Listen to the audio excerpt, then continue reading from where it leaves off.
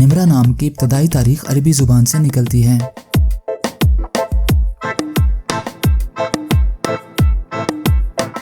निम्रा एक इस्लामी नाम है।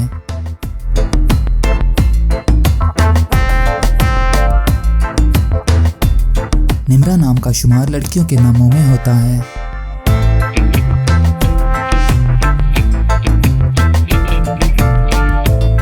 निम्रा नाम का मतलब एक मशहूर मस्जिद का नाम है।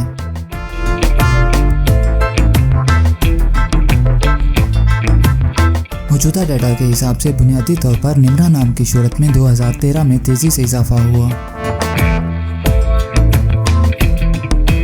निम्रा नाम की पॉपुलैरिटी का ग्राफ आप 2004 से 2020 तक देख सकते हैं। ट्रेंड्स के हिसाब से निम्रा नाम की शोहरत का ग्राफ 2014 में मकबूलियत की इंतहा को छूने लगा। इस्तेमाल के लिहाज से निम्रा नाम पाकिस्तान, यूएई और ओमान में कसरत से इस्तेमाल किया जाता है। इंग्लिश में निम्रा 5 लेटर्स पर मुश्तमिल है।